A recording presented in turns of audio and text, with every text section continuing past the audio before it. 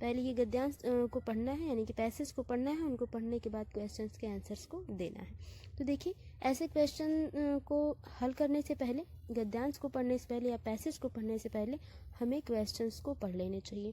ठीक है, तो अब पता है आपको कि 1 से लेके 9 तक क्वेश्चन जो होगा वो गद्यांश से पूछा जाएगा, यानी कि पैसेज से पूछा जाएगा, और वो भी लिटरेचर से। ठीक है, तो जो पोइट्री है वो बाद में आएगी, इसके जस्ट बाद।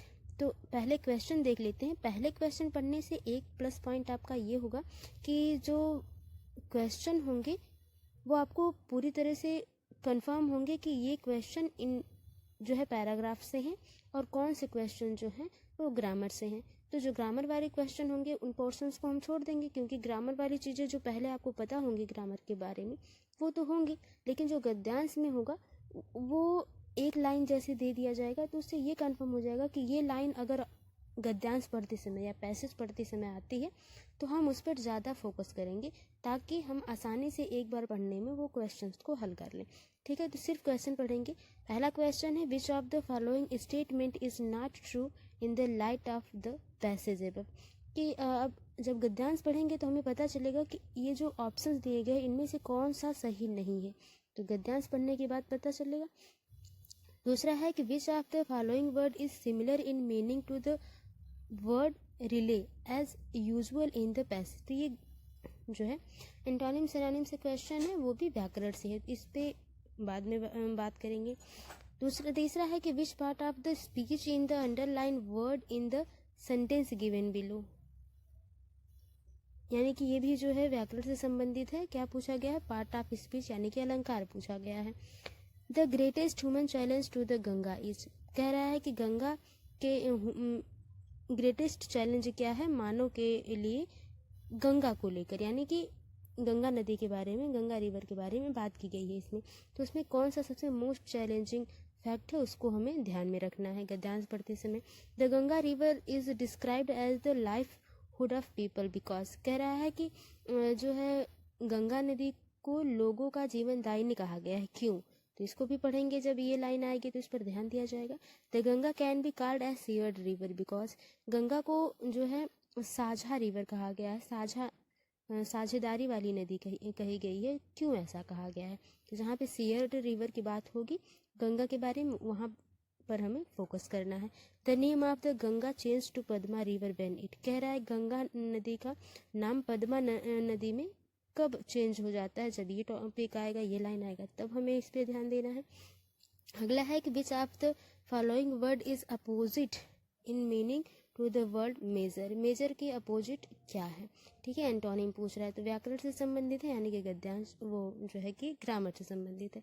विच part of the following sentence is error, error पूछा गया है, गलती पूछा गया है ये ऑप्शन देकर, तो ये भी व्याकरण से संबंधित है, तो ये बाद में। अब गद्यांश से ही पैसेज से कुछ ही क्वेश्चंस हैं, 4-5 क्वेश्चन हैं, तो उनको ध्यान से देखेंगे, गद्यांश को पढ़ते समय अंडरलाइन करते हुए चलेंगे। पहला ही क्वेश्चन देखिए आ गया कि the Ganga is the life blood of 100 of million people in India and Bangladesh, कह रहा है क्वेश्चन आया था लाइफ ब्लड से या लाइफहुड से, कि गंगा को लाइफ जो है लोगों का, या जो पीपल हैं, जो लोग हैं, उनके जो है लाइफ ब्लड या क्यों कहा जाता है, यानी कि जीवनदायिनी क्यों कहा जाता है? तो यही बात है कि गंगा को इंडिया के लोगों और बांग्लादेश के लोगों को, जो 100 और मिलियंस पीपल हैं जिनमें, उन्हें गंगा का जीवनदायिनी कहा जाता है। ठीक है, यानी कि गंगा नदी से ही वो फलते फूलते हैं इंडिया और बांग्लादेश के लोग, ये कहा जा रहा है। Every day they depend on it's water for drinking, यानी कि कहा जा रहा है कि प्रत्येक दिन वो गंगा नदी के पानी पर ही डिपेंड है। ठीक है, डिपेंड है, पूरी तरह से निर्भर है। जैसे कि फॉर ड्रिंकिंग, पानी पीने के लिए, कुकिंग, भोजन बनाने के लिए, वॉशिंग, कपड़े धोने के लिए, और सारी चीज़ें। Farmers relay on the river of for water for their crops, कह रहा है कि जो किसान हैं वो अपने फसलों को उगाने के लिए इसी नदी पर क्या है, निर्भर है। Hindus worship the Ganga as goddess named Ganga, कह रहे हैं जो हिंदू धर्म के लोग हैं या हिंदू जो लोग हैं वो लोग गंगा नदी को गंगा नाम की एक जो देवी हैं, गॉडेस हैं, उनके नाम पर क्या किया जाता है, वर्शिप यानी कि पूजा किया जाता है। At this river is threaten by pollution, फिर भी ये जो रिवर है, जो नदी है, वो पॉल्यूशन से पूरी तरह से क्या है, भयावह है। And by the increasing water demand, और पानी के बढ़ते हुए डिमांड को, of industries, cities and growing population, बढ़ते हुए जनसंख्या में, शहरों में और इंडस्ट्रीज में जो है पानी की डिमांड क्या है, बढ़ती जा रही है।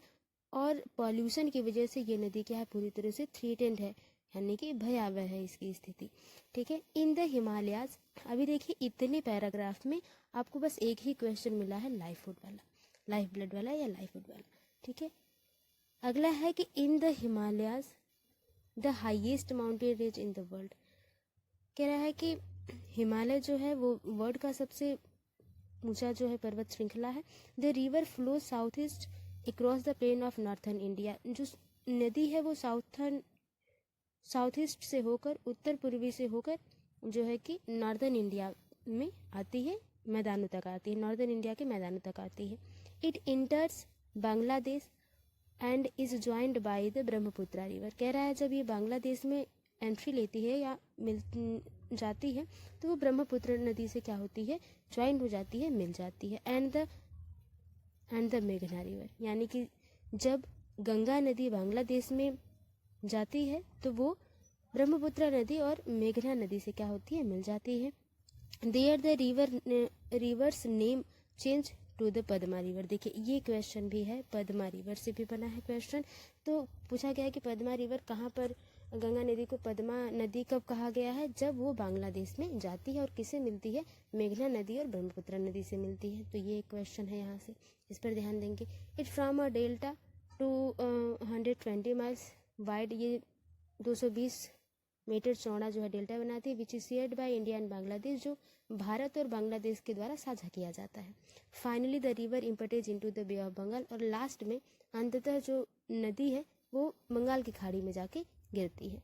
In comparison with many other major world rivers, दुनिया की और अधिक मुख्य नदियों से अगर तुलना की जाए इस नदी की, यानी कि गंगा नदी की, तो Ganga is short with a length, तो जो गंगा है वो बहुत ही छोटी नदी है, ऑफ अबाउट 1560 मील्स, जो जिसकी लेंथ क्या है, 1560 मील्स है।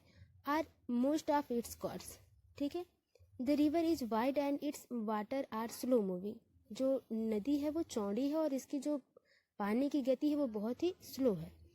The main source of the Ganga are Bhagirathi and Alaknanda, जो गंगा नदी की मुख्य सोर्स है वो भागीरथी और अलकनंदा, यानी कि अलकनंदा और भागीरथी से ही निकलती है गंगा नदी।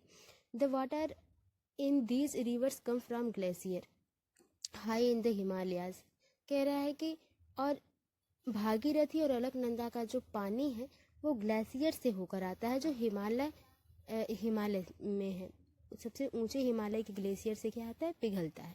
ठीक है। Melting glacier ice sustains the Ganga and it's tributaries, और जो ग्लेशियर पिघलता है वो गंगा नदी और उसमें गंगा नदी के कई सहायक नदियों में क्या होता है, बैठ जाता है। Monsoon play a major role in the life of the Ganga river, कह रहा है कि जो मानसून है वो गंगा नदी के जो है लाइफ में एक मुख्य भूमिका अदा करता है। And in the life of the people, और जो लोग हैं वहाँ के, उनके लाइफ में भी एक मेजर यानी कि मुख्य रोल निभाता है। Who live along the bank, जो नदियों के किनारे पर रहते हैं उन लोगों के लिए भी जो है ये मुख्य भूमिका निभाता है। द मानसून कैन काज, कौन, मानसून की बात हो रही है। The monsoon can cause terrible flood in the Ganga delta region, monsoon की वजह से कभी कभी गंगा डेल्टा पर भयावह फ्लोड यानी कि बाढ़ की संभावना होती है। From its mountain source to its wide delta the Ganga flow through a variety of ecosystem, यानी कि माउंटेन सोर्स से होते हुए, पर्वतों से आते हुए गंगा नदी बहती हुई एक वेराइटी ऑफ इकोसिस्टम, एक जल तंत्र, परितंत्र का क्या निर्माण करती है, ये बात हुई। ठीक है। अब तक देखते हैं question, which of the following statement is not true in the light of the passage. अब पैसेज के हिसाब से कौन सा सही नहीं है। ऑप्शन देखते हैं। The Ganga runs wide for the most of its course. कह रहा है कि जो गंगा नदी है वो रन्स आती है wide the most of course, बहुत ही साधनों से। इट सपोर्ट्स डाइवर्स इकोसिस्टम, ये अधिक से अधिक डाइवर्स सिस्टम का को सपोर्ट करती है। Glacier melt directly into the Ganga, जो नॉट ट्रू, जो नहीं सही है वही सही होगा। यानी कि गंगा चौड़ी तरीके से कई सहायक नदियों से आता है, सही बात है। इकोसिस्टम है, सही बात है। तो ये ऑप्शन नहीं है। जो निगेटिव होंगे वो glacier melt directly into the Ganga. आपने पढ़ा है कि जो ग्लेशियर है वो भागीरथी और अलकनंदा में मेल्ट होता है, उनकी सहायक नदियाँ गंगा नदी हो जाती है। तो यही नेगेटिव है, यही तीसरा ऑप्शन सही हो जाएगा। इस तरह से थोड़ा सा अगर आप ध्यान नहीं देंगे तो क्वेश्चंस गलत हो सकते हैं। कह रहा है which of the following word is similar in मेल्टिंग to the word rely. Rely का जो है सिनोनिम क्या होगा, सिमिलर वर्ड पूछा जा रहा है।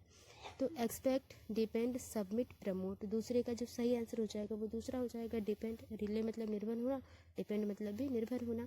विच part of the speech is the underline word in sentence given below. It then enter Bangladesh and is joined by the Brahmaputra and मेघना रिवर। तो इसमें देन क्या है, एडजेक्टिव है, कंजक्शन है, एडवर्ब है या प्रीपोजिशन। तो आप जानते हैं बहुत ही आसान प्रश्न है, ये है एडवर्ब। आगे चलते हैं। The greatest human challenge to the Ganga is, मानव के लिए एक बहुत बड़ा चैलेंज क्या है गंगा नदी को लेकर।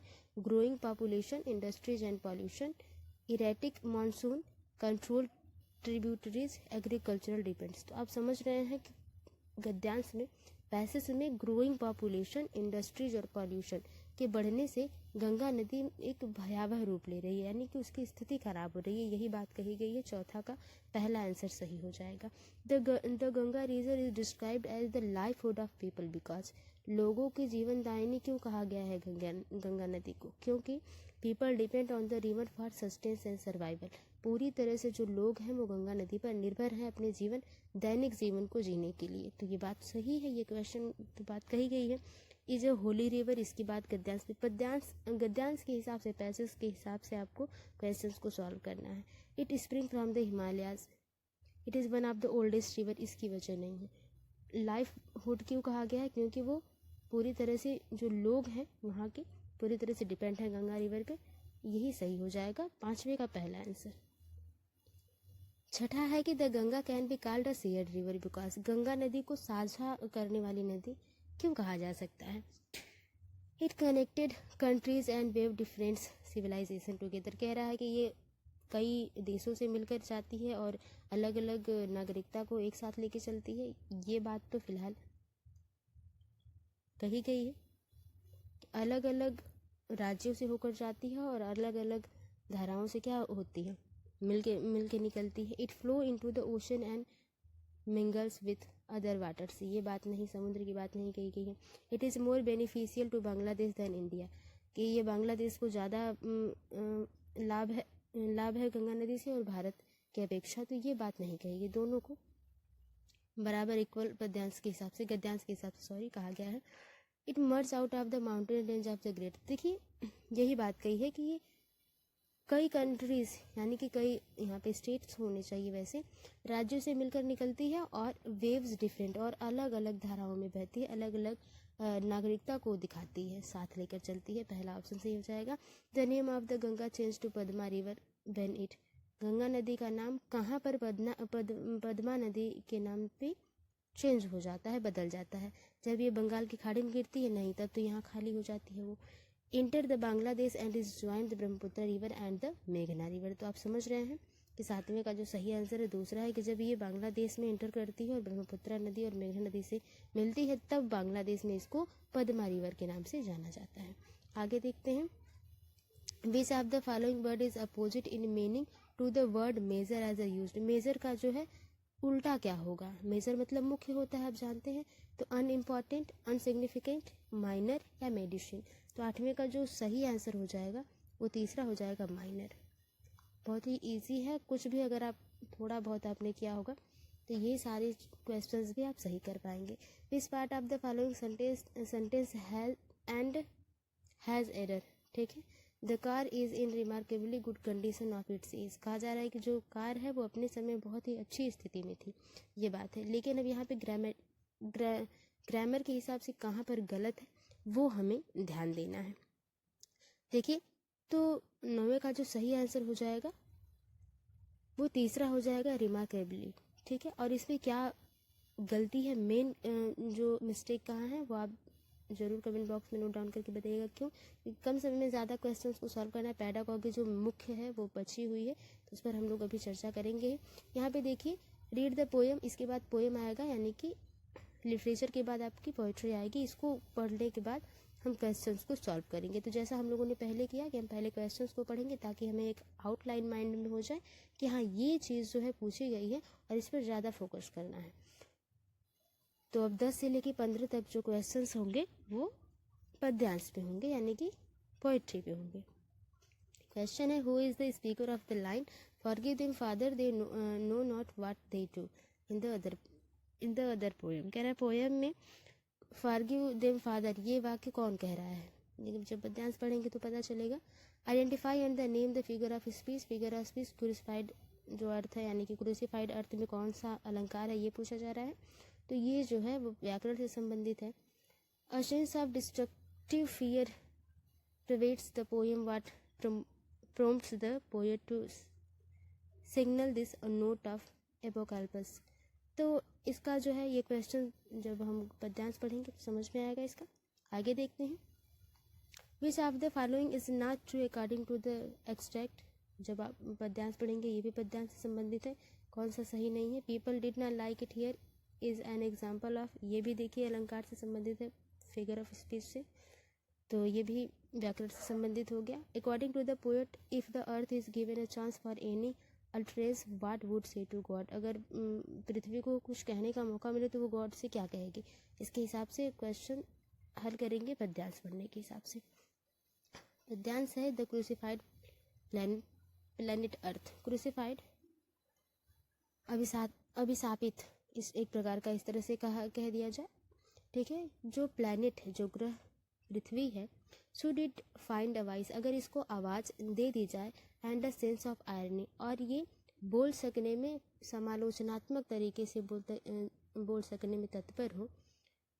माइट नाउ विल से, ये अवश्य ही कहेगी। लेखक कह रहे हैं कि अगर पृथ्वी को आवाज़ दे दी जाए बोलने के लिए तो वो अवश्य ही कहेगी of our abuse of it, जो हम इसका दुर्व्यवहार कर रहे हैं, पृथ्वी का जो हम दुर्व्यवहार कर, एब्यूज का मतलब यहाँ दुर्व्यवहार से है, दुर्व्यवहार कर रहे हैं। फॉरगिव देम फादर, ये जो पृथ्वी है वो कहेगी कि हे ईश्वर इन्हें माफ़ कर दो, यानी कि जो पृथ्वी पर निवास करने वाले लोग हैं उन्हें माफ़ कर दीजिए। क्यों? They know not what they do, ये नहीं जानते कि ये क्या कर रहे हैं। The irony would be that we know we are doing when the last living, यहाँ पे लिविंग है, living has died on account of us, कह रहा है कि इन्हें तब पता चलेगा जब इनमें से कोई एक ही जीव बचेगा जीवित रहने पर। पृथ्वी पर केवल एक ही जीव इनमें से बचेगा, आखिरी जीव बचेगा। He how poetical would be if earth would say, लेखक कह रहा है कि कितना काव्यात्मक होगा, पोएटिकल यानी कि कितना कविता के माध्यम से अगर कहा जाए तो कितना काव्यात्मक होगा वो दृश्य जब पृथ्वी अपनी बात को कह सकेगी। In a voice floating up perhaps, शायद जो इसकी आवाज़ होगी पूरी तरह से थरथराती हुई होगी, ठीक है।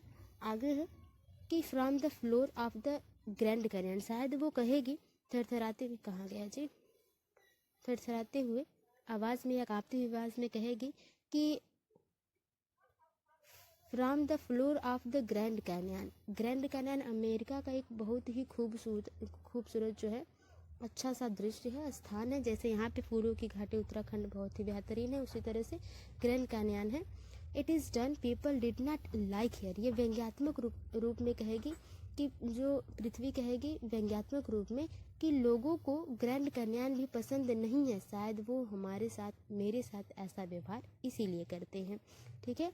यानी कि ग्रैंड कैनियन के फ्लोर पर खड़े होकर यानी कि रहकर लोग पृथ्वी की जो ज़रूरत है उसका दुर्व्यवहार जो हो रहा है उसकी बात हो रही है यहाँ पे। यानी कि कुल मिला के इसमें थीम ये है कि पृथ्वी को अगर आवाज़ दी जाती है तो पृथ्वी ये कहेगी कि मेरा जो शोषण हो रहा है एक प्रकार से, या मेरी जो, या पृथ्वी को जो का जो दुर्व्यवहार हो रहा है, जैसे उसकी अनुपयोगिता हो रही है, उसमें वो ये कहेगी कि जो ग्रैंड कैन्यन पे लोग खड़े हैं, यानी कि ऐसी दुर्लभ सुंदरता के बावजूद लोग यहाँ पर जो है कि मेरी, यानी कि अर्थ की जो है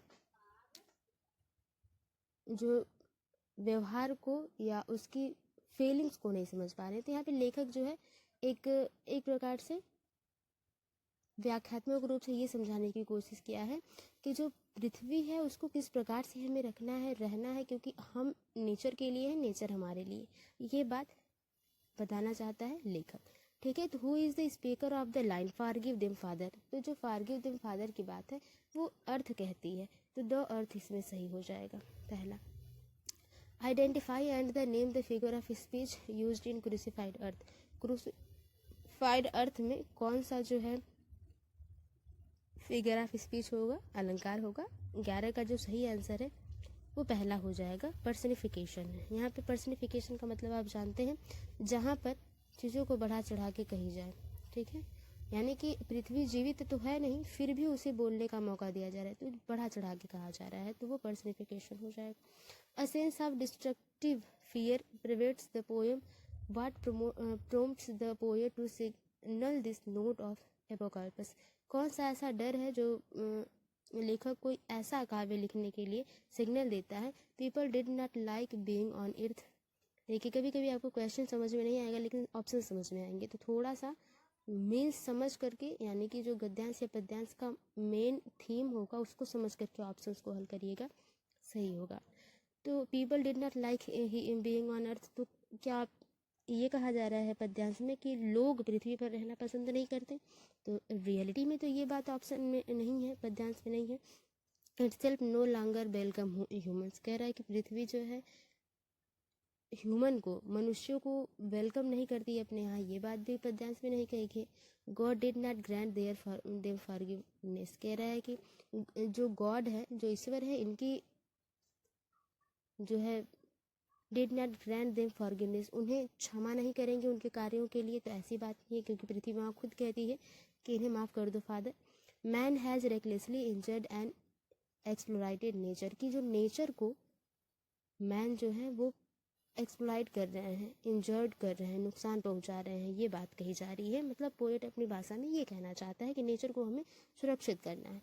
which of the following is not recording in the extract, extract के हिसाब से क्या, कौन सा ऑप्शन सही नहीं है। We do not know what we are doing, हम नहीं जानते कि हम क्या कर रहे हैं, ये बात तो नहीं कही गई।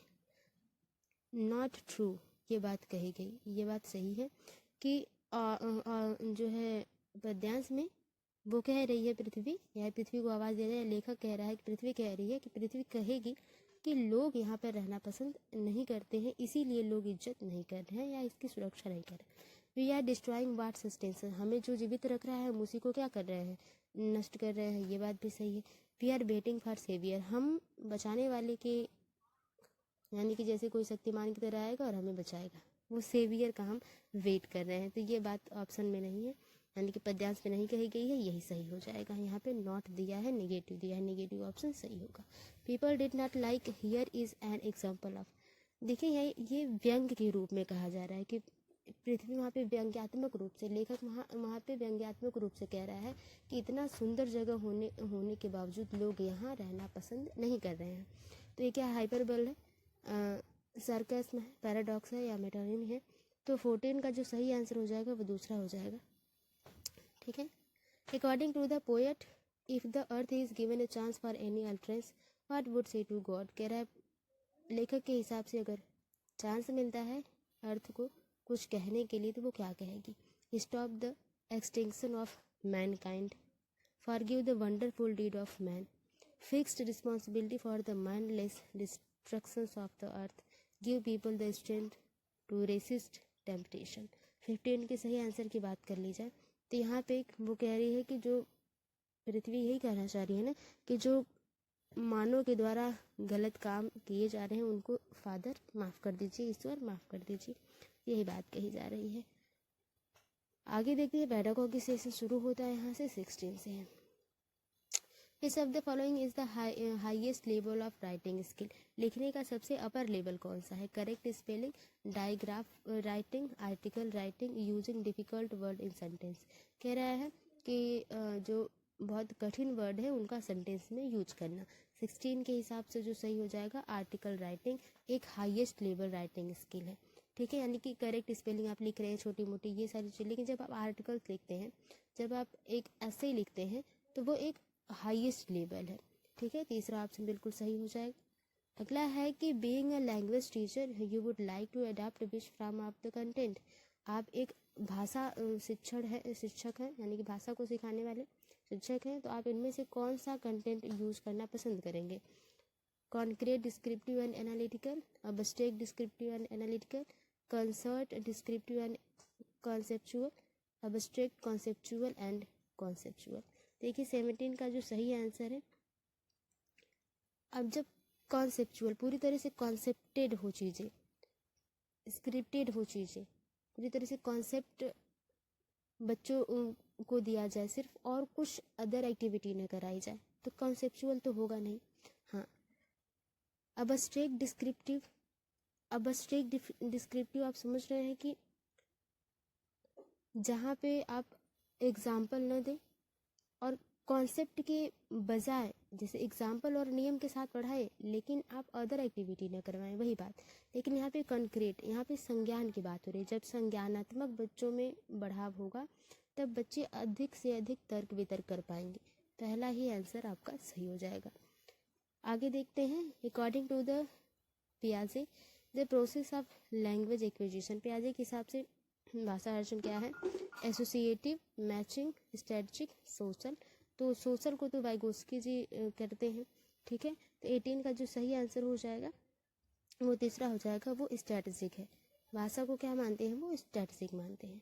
A student whose home language and school language are different, how can you as a teacher help as a resource? कह रहा है कि एक बच्चा है जिसकी स्कूल लैंग्वेज अलग है और उसके घर की लैंग्वेज अलग है, क्षेत्रीय भाषा अलग है और स्कूल की भाषा अलग है, तो आप एज अ टीचर क्या करेंगे? By giving him extra attention in class में उसको अच्छा ज़्यादा ध्यान देंगे।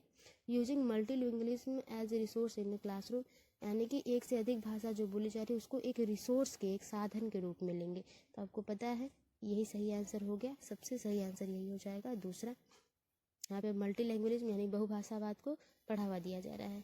Consider the student statement A and B regarding translanguaging. Translanguaging के हिसाब से ए और बी पर ध्यान दीजिए। पहला कहा जा रहा है कि translanguaging is a flexible form of multilingualism. कह रहा है ट्रांसलैंग्वेजिंग जो है, जैसे एक भाषा से दूसरी भाषा को सीखना, वो एक फ्लेक्सिबल मल्टीलिंगुअलिज्म है, यानी कि बहुभाषावाद का सबसे लचीलापन है। तो अगर इसकी बात करी जाए तो सही है, बिल्कुल सही है। Translanguaging is switching between the language on known in order to maximise communicative potential.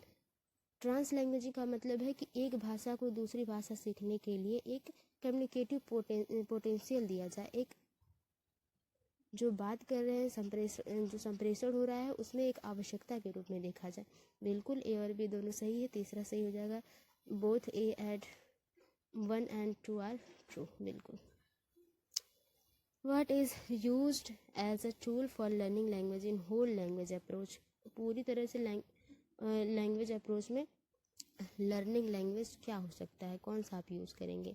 Action, literature, nursery rhymes या टॉयज। तो आप जानते हैं 21 का जो सही आंसर हो जाएगा वो हो जाएगा लिटरेचर। क्या? Literature. The central role in total physical response is of. Physical response में सबसे केंद्र में आप क्या रखेंगे? टीचर, पेरेंट्स, फैमिली और स्टूडेंट को मुख्य कौन होगा? तो 22 का जो सही आंसर हो जाएगा, तो आप पता है फिजिकल रिस्पॉन्स में आप किसको रखेंगे? टीचर को रखेंगे। What is meant by reading skill of the basis of National Curriculum Framework NCF 2005 के हिसाब से रीडिंग स्किल्स क्या है? Correct pronunciation, reading syllables, reading with understanding, reading difficult sentence. तो देखिए समझ कर पढ़ना, यही बात कही जाती है। 23 का जो है तीसरा आंसर ऑप्शन सही हो जाएगा। आगे है कि what is the educational aspect of a language text book. एक लैंग्वेज टेक्स्ट बुक में कहा गया एजुकेशनल शिक्षा का क्या एस्पेक्ट हो सकता है। Spelling of book, place of picture in book, selection of content, beautiful content with picture typography. बिल्कुल ही 1 to 5 के बच्चों में क्या है, जो कंटेंट के साथ साथ पिक्चर भी इन्वॉल्व हो ताकि बच्चा उसको अच्छे से बिहेवियर तरीके से उसको पढ़ सके। ठीक है, एजुकेशनल एस्पेक्ट के हिसाब से ये भी होना चाहिए और सिलेक्शन ऑफ कंटेंट भी होना चाहिए कि बच्चे कंटेंट जो है वो बच्चे के हिसाब से हो, यानी कि बच्चा क्लास 1 का है तो उसको क्लास 1 के हिसाब से ही कंटेंट दिए जाए, ऐसा नहीं कि क्लास 2 के हिसाब से। तो बिल्कुल सही है, तीसरा सही हो जाएगा क्योंकि सबसे बेस्ट तीसरा ही लग रहा है। Consider the activities assign to the students which of the following activities should you try out to develop communicative skill. एक बच्चे में जो है जो संप्रेषणात्मक कौशल को बढ़ावा देने के लिए, बातचीत जो बच्चे करते हैं उसको बढ़ावा देने के लिए आप किस प्रकार के क्वेश्चंस को फॉलो करेंगे, कौन सी एक्टिविटी कराएंगे। आप पूछेंगे he is are an actor, आप इस ऐसा क्वेश्चन करेंगे। दूसरा है on the weekend I am going to dash in the morning and will return by 5 PM in evening, ऐसा क्वेश्चन करेंगे। या आप कहेंगे कि ask your friend where he or she like to visit on weekend and by. आप question करेंगे बच्चे से कि आप अपने फ्रेंड से पूछिए कि वो छुट्टी पर कहाँ जाना चाहता है और क्यों। तो सही बात है, यहाँ पे अगर बात होगी तो कुछ देरी तक बातें होंगी, यहाँ पे 1 लाइनर क्वेश्चन हो जाएंगे। ठीक है, कि तुरंत क्वेश्चन पूछा हाँ या ना में जवाब दे देगा बच्चा। तो वहाँ पे जहाँ पे वाद विवाद करने का मौका मिले तो यहाँ पे बच्चा देरी तक बात करेगा, उससे कुछ और उसकी जो उत्सुकताएं होंगी उसको वो साझा करेगा। तो सही है। आस्क योर क्लासमेट टू सी और ही कंसीडर वाइल ग्रुप डिस्कशन, अपने क्लासमेट से पूछना कि वह ग्रुप डिस्कशन में भाग लेना चाहता है या नहीं। तो तीसरा और चौथा सही हो जाएगा, यानी कि चौथा ऑप्शन सही हो जाएगा। According to Krashen dash is subconscious process, learning, acquisition, listening, communication. तो जो क्रेशन है वो एक्विजिशन को सबकॉन्शियस प्रोसेस कहते हैं, ये बिल्कुल सही बात है, आसान है। According to Vygotsky children who make extensive use of dash learn complex task more effectively than the other children, यानी कि कौन से ऐसे बच्चे होंगे जो अदर बच्चों से अच्छा सीखेंगे। Inner speech, individual speech, private speech या साइलेंट स्पीच। देखिए, तो वाइगोत्स्की जी की बात अगर कर ली जाए तो वो प्राइवेट स्पीच की बात करते हैं। ठीक है, और ईगोसेंट्रिक स्पीच की बात करते हैं पियाजे जी। तीसरा आंसर सही हो जाएगा इसका। अकॉर्डिंग टू जीन पियाजे a language developed from dash to dash speech, किस के माध्यम से जो है एक लैंग्वेज डेवलप हो सकती है। Private to individualised, private to socialised, egocentric to socialised, socialised to egocentric. तो देखिए, ईगोसेंट्रिक की बात करते हैं पियाजे, जैसे यानी कि बच्चा अपने आप से बात कर रहा है तो उसको। 28 के अगर सही आंसर की बात कर ली जाए तो वो ईगोसेंट्राइज टू सोशलाइज, यानी कि सोशल को वो बाद में रखते हैं, पहले वो अपने आप से बात करने पर फॉलो करते हैं।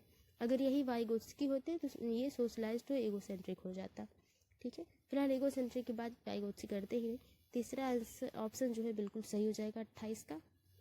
अगला है कि during classroom discussion a class 6 student is printing his or her own perspective over cause of corruption। कहा जा रहा है कि डिस्कशन दिया गया क्लास 6 के बच्चे को काज ऑफ करप्शन, यानी कि जो करप्शन है उसका कारण क्या है, उद्देश्य क्या है। ठीक है, तो उससे क्या हम कैसे इजाद पा सकते हैं या कैसे। तो वो क्या कर रही है बच्ची कि neither he or she is convinced the other ideas, ना ही वो किसी से पूछ रही है और ना ही दूसरों से जानना पसंद करती है। Not he or she trying to look from other perspective to get it which type of speech is she or he involved in। कह रहा है वो किसी से ना ही पूछ रही है ना किसी से बातें कर रही है, बस वो अपने तर्क रख रही है। तो वो कैसी स्पीच में इन्वॉल्व है, ईगोसेंट्रिक, सोशल स्पीच, इंडिविजुअल या प्राइवेट स्पीच। देखिए 29 के सही आंसर की बात कर ली जाए, अपने आप से ही सिर्फ खुद से ही बातें कर रही है और बातों को रख रही है, तो वो ईगोसेंट्रिक स्पीच हो जाएगी। बिल्कुल सोशल स्पीच तब हो जाती जब वो दूसरों की बातों को सुनती, अच्छे से समझती तब उस पर कार्य करती, लेकिन वहाँ वो किसी के पर्सपेक्टिव को ध्यान ही नहीं दे रही, किसी से पूछ ही नहीं रही, कुछ ना ही किसी से जानने की कोशिश कर रही है, वो ईगोसेंट्रिक पियाजे के हिसाब से जाएगा। लास्ट क्वेश्चन है, in order to make the student understand the grammatical structure a language teacher should, एक लैंग्वेज टीचर होने के नाते आपको एक ग्रामेटिकल स्ट्रक्चर को समझाने के लिए क्या करना चाहिए? प्रोवाइड रिच रिटन मटेरियल, एक अच्छे तरीके से वेल मेंटेन लिखे हुए मटेरियल को प्रोवाइड करना चाहिए। And let the student discover different structure, और तब बच्चों को कहना चाहिए कि आप अपने से क्या करिए, डिफरेंट स्ट्रक्चर को डिस्कवर करिए, खोजिए। Provide extensive grammatical exercise to the student, बच्चों को एक्सटेंसिव ग्रामेटिकल एक्सरसाइज देनी चाहिए, अभ्यास करने के लिए देना चाहिए। ठीक है। आस्क स्टूडेंट टू मेमोराइज की बात अलग नहीं होगी। Give an assignment to student over different structure, यानी कि जो उनके सब्जेक्ट से परे होकर आप उनको स्ट्रक्चर्स दें। तो 30 का जो सही आंसर हो जाएगा वो पहला हो जाएगा, बिना कुछ कहे सुने। ठीक है, ये थे टॉप 30 प्रश्न। आई होप आपको पसंद आए होंगे। वीडियो थोड़ी सी भी हेल्पफुल लगी तो वीडियो को लाइक करें, शेयर करें, कमेंट बॉक्स में बताएं आपका स्कोर कितना रहा। मिलते हैं आपसे अगली वीडियो में, तब तक के लिए bye bye, take care, be positive, be motivated. धन्यवाद। Best of luck for your examination.